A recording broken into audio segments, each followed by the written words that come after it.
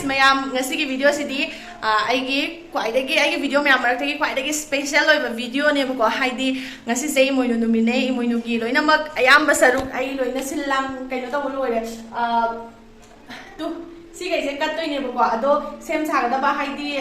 lai manak di kat tri ko kat ka da kai do sida loina mak leire ado ngasi ki video sidi video Emoinu ki video ne ko ado ai ngoda yam special oi jai ai ki ahan ba Emoinu ki kat pa ki video ne hai dare ba ai YouTube channel da ahan ba like ramba khod sigum ba like thoram gum ba je ai ki video da pa ni yaw dri ko ai nambi ni ngai le ta ba ado ngasi di nambi ni ngai le tra ga jo ithanda dum hek nam madam de ko ado na yam video se lo fo yim bio ma'am तो आई चेंगफू लेटबगी सिदा दम तौरे बाइना सि सना exam Salam दब सि गे लेंगे अदो थमे से Cheng हाइदोइने अदो मैम होजिक से खितंग खंगलिबो को अदुना ngakang लेगा कतोइने अदो कचेंगे यामना कनो फोट उलमगे सिदा इना मागे मैम आई वीडियो नंबर मो यारे सिदा मै याम गा थाले तो सिदा नुंगाइ दो माले साइड उलकेबो को हादिंग गालिनिना अदुम उलमगे तौबने कहीं हाई कान आई समझे को तीन के हौजिक को नुपी अयाम लोइनमक सम के लमनी खल्ले को हाइदी इंदम मतम जे सम केन बा लुपौगुम याम थोइदना को अदो आई सम याम तीन के आई की बम यार मे केन मंदना को दम हाना दी इमुंग द फ्लोर द अमु बोय मिदना अदुना आई खंगदे को दो सी अंगोबदा ले गान ने को ngata ko अंगोबदा ले गान द समजे ngana लोय म ता ता ले bi को समजे ने समदा आई ngamde ne ko adum sizina bane kai no hai kan ko ai mai gi ju hana sizina mi dana ko ado mai da phai khambagi amuk samda bu yenge na ina muk thoina lei ne ba ko na ko kitang ha ka saina okay ado kai hai kan tu sizina Cureskin dagi aina ne ko adum try yenge na lo bane si lai re ai ngona ka nai ba ko adu du ge aina adum mayam adum share dau zabane ba ai ahan bada sigi hair defense shampoo ko si shampoo ji ma sizina re adu du ga conditioner jo sigi conditioner slay re adu du ga ai thau ma ju sizina ba ko aina adum pamu da na box adum hapchan thambane sigi follicular hair oil se si season si je dum yam nungai mon lawe ba ko ado season ba loi nungai ba ti adu gam hair pro nam ga yawe si da tu hair pro nam se lai re sigi hair pro jina khoi ki sam ken gi ba myam do adu do hagot han ba da mating pang ko loi mak pang ya ado season mo hena value oi ba hai ta re sam hagot na ba gi da mak da ko ado sigi thau si jo khoi ki sam jam nam pang ka khan ba ken ba fa han ba adu ga sam je ka ta re jau law ga ku chu ma men seng da ba adu do seng hale ba ko season ado yam nungai khoi ki dermatologist tanaraga kholaga adu maina adum aina moi ga tanaraga doctor tanaraga lai bani ne ko adum season da su yam nungai aki ba su lai ta hai ta re moi na doctor myam na semak pani na ado si su dum chama ne mamang gi skin care gi ta ta ko adum akhoi gi samje akhoi gi sam mamang ne ken ba lukham da adum sam gi problem lai ba ma pa do adu da akhoi na scan tau do ni scan de to bi ra ba matung da ko adum moi na adum hairakani habde adum chama ne mamang gi do hai de akhoi nupi oi bi je yam tina khena bane ko lai sabi ga mau ga je ko ai hojik lai sabi ju oi re hojik mau ju oi angang ja ba ne yam tina adum yam khang yam tina khena ha ji ko angang yaw da gi ka hai ta re samje ha na gi sam duma pura am da yaw dra ba gum bane samje ken da ko moi na dum ha kani merit la smai ko ado sine admai dum hanga ga message khara adum thana ni moi na hanga po hang do dum pa khum pi do ni ko adu ga khoina hai ani khoi ki problem do adu ga moi na pirani adum chama nei mamangi ga sizu kit amada ha pai ne ko sigi mari se adu ga only si se adum mamal su only 1499 do adu dum oi ne ko adu ai coupon code to kajal 100 do adu season id mo lupa chama do off lay ne ko adu na miyam pam tar ga di Cureskin gi je adum season ani ba tar ga di miyam su dum season abiyo yam nungai gra ai oi na di ai skin care gi zo sam gi zo loi na season ai se dum nungai ba ne ko ado sine miyam dum share to ge to bane mambra ko chinjak ta su lei bisa ne ko sam nung ken be se ado dai chart mo na dum sempira ka ni ko adu ga every month check up do ba ya ga ni adum ke hai ta re free da ko adu na miyam khudong sa se dum pam ga di adum Cureskin da gi dum season abiro season aning ba tar ga di ko miyam na learning tar ga di ai description amasung comment pin doram ge ba ko Cureskin gi app ki link to ko adagi dum download tor ga miyam su dum pam tar ga di lai biro adu ga kaubino ai coupon code kajal 100 adu season abiro season abiro pacham offer din pacham offer ba kai se yam kana gra jani adu miyam video je makha chathare se adu miyam horse ko ai se ma age lai kai kai se lai ai ke su yam hai dana ko dana tawdi na te ko ado nupi ma goira bani na tawda ba yare ko hen ai pun si ju pa ko adu ga yam lai usna ti are ba khara dum ka chage tawne adu miyam yingmina se ai phone de swai tham ge video nam bi na lai te bu ba na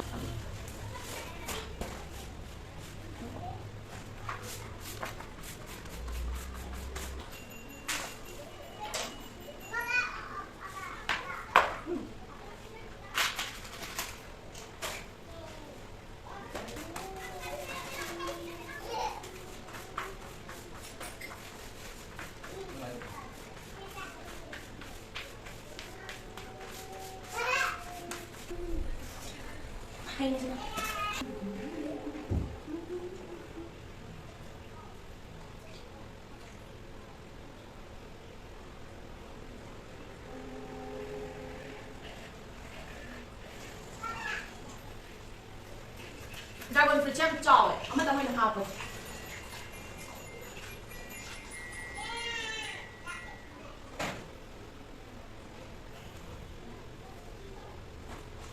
anggur sing tak hapage ka sina anggur asang ba charong amoy bale sinum hapage jangan lupa jangan ini sih kamu tidak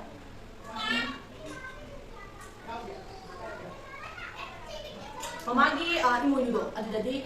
sayur saya yang sayur nari mami kan nari ba mana video nama video saya semua udah mamagi da ado hadaki isoalnya saya kira kan ada nari yang deh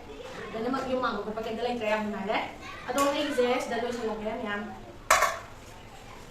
anggur dia tuh hafal lagi nah oke siapa mayam hay gis dalay itu hay makan manga hay tayo dalay deh aduh di injang nabi himu sih injang nabi sih bukan jika can gak kamu bukan sekarang itu ini oke can apa ini sama ayamnya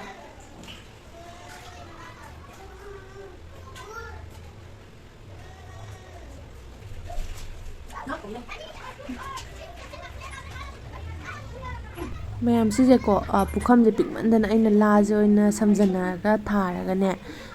ꯁꯨꯃꯥꯏꯅ ꯑꯣꯏꯅ ꯀꯠꯂꯦ ꯑꯩꯁꯨ ꯑꯗꯨꯝ ꯀꯩꯁꯨ ꯍꯩꯕ ꯅꯠꯇꯦ ꯑꯗꯣ ꯍꯩꯇ ꯇꯧꯔꯤꯅꯦ ꯑꯗꯣ ꯁꯣꯏꯕ ꯌꯥꯎꯔꯁꯨ ꯃꯌꯥꯝꯅ ꯀꯣꯃꯦꯟꯇ ꯑꯗꯨꯝ ꯍꯥꯏꯕꯤꯔꯝꯃꯨ ꯃꯊꯪꯒꯤꯗ ꯁꯦꯝꯗꯣꯛꯅꯕꯀꯣ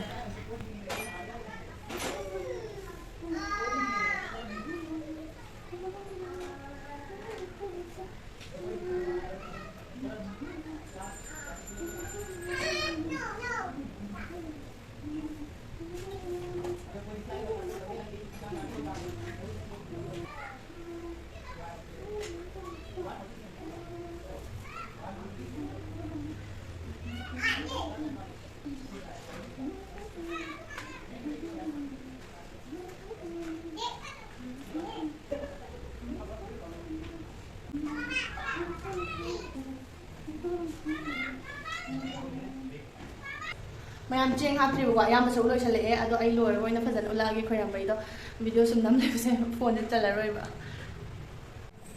mayam loi na mang loi ro ko kat pa do duk se tha ga ai khoyam ba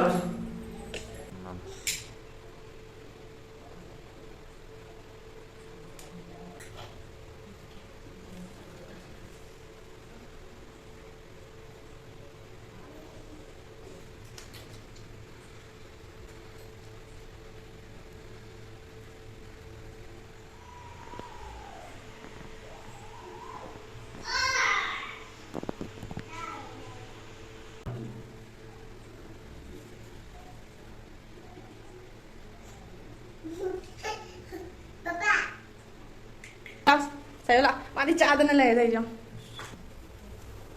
mẹ mấy chừng phu gì không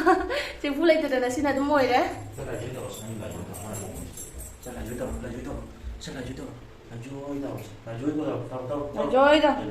dưới tàu là dưới tàu orang mana mau kumis mà đi cài lên đi là dưới tàu rồi bây giờ là học bây giờ này lại dưới tàu rồi sao đi nhà bà là dưới tàu rồi lão này chứ học bây giờ kìa nhớ là hồi ngào lên sai cho là dưới tàu mẹ học dịch lại khởi mà lôi làm gì nào mu injang thùng nhiều kiểu này cái video dịch khởi thì sáng đi qua đuôi cái số sáng cái số tụi mình biểu sai rồi cái là đại chứ mẹ xin lại khởi mà lôi rồi bởi cái tan ni video dịch rất là sắm rất là cái tu ai injang nung xem mà lôi rồi bao giờ sẽ xem bây giờ nằm học ra video chấm sáng này qua tu na xem bây giờ nằm học ra sẽ đã lôi mắc lấy ra iron một cột bởi kia rồi injang xem mà lôi rồi thùng bây đồ mà tiêm mà mũi là kia tu cái cha bây giờ là tuyệt sina iron na ba ko yong chak ka lu adum lai de ka li myam je khaga ya hon bane ko sina champut ki ne nga makhal manga na hai tar champut ki je makhal manga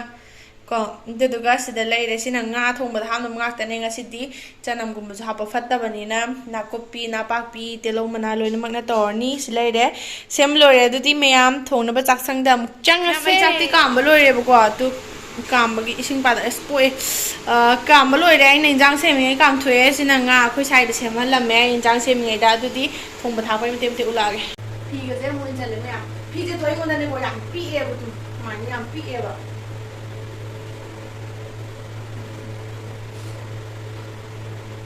ꯁꯨꯃꯥꯏꯅ ꯏꯟꯅꯕ ꯑꯣꯏꯖꯥꯠꯅꯤꯗ ꯁꯨꯃꯥꯏꯅ ꯇꯧꯗꯥꯏꯅꯦ ꯁꯨꯃꯥꯏꯅ ꯇꯧꯕ ꯑꯃ ꯂꯩꯗꯥꯏ ꯁꯨꯃꯥꯏꯅ ꯏꯜꯂꯒꯦ ꯁꯨꯃꯥꯏꯅ ꯏꯜꯂꯒꯦ ꯑꯩ ꯑꯍꯥꯟꯕꯗ ꯏꯔꯣꯟꯕ ꯍꯥꯟꯅ ꯐꯨꯠꯂꯒꯦ ꯑꯗꯨꯗꯨꯒ ꯉꯥ ꯑꯃꯨꯛ ꯊꯣꯡꯒꯦ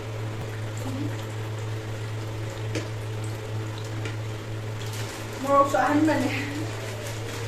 लेरे इरोंबगी इरोंबा थांगलागेको खांसिदा लेरे nga थोंगे तु सि खांगे फेंगा थंबदे सुमाय त तौरे मे कम कान के देनो खांगे योटकी खांगे बाबा मयामना कई खांग नंगी दो नंगी हात अइना nga थोंबदो ला हांग प्याव बाबा अदो योटकी खांग ए जो सिलिंडर उठा के देयो जिरा थादा लोर का द वीडियो ये नमो नो वांगदा सिंगा सुगान थादा या सिलि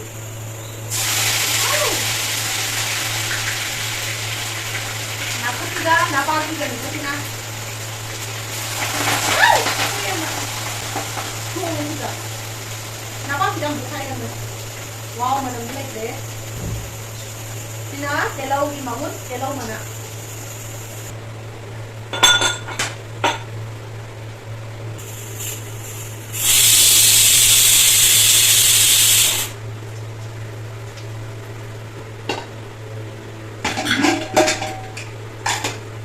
Laman ni ko pa din na sabot mo pula.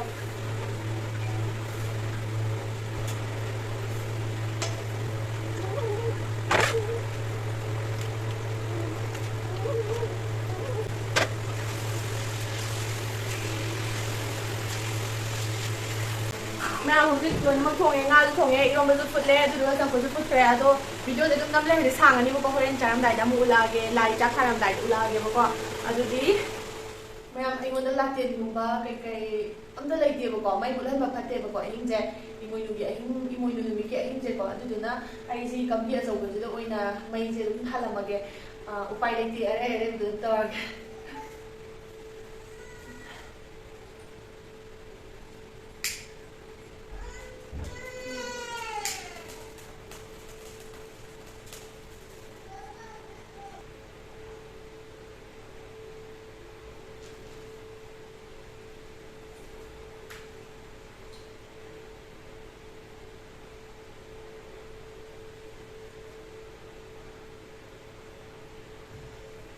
तो चाक से सुपर फाइन में हमारा हो गया दे उबदा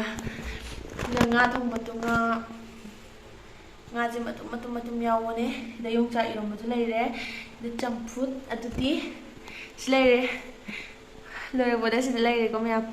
ado koi muk cha ge mya ji cha bagi pungsing yaw e yaw ra ro ja khalle bane se ang bai ai khalle ai di kam ga yaw tu no nang sai di khan bane do ji leire salad ma jo ai sem to e salad am sem me nga thong ba champut adu ga irom ba leire apai sai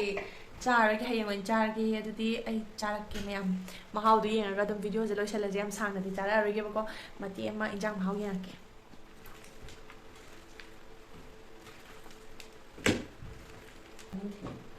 अच्छा लगे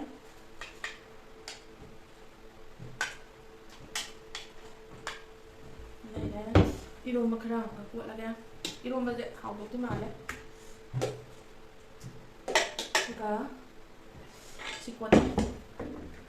अदु ma'am how how के हाय के को सुवाद वाय हंसांग फना वाय साय अयुक्तगी सुबो पथा दिना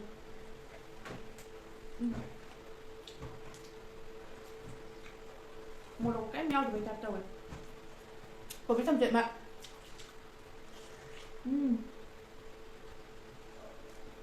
hả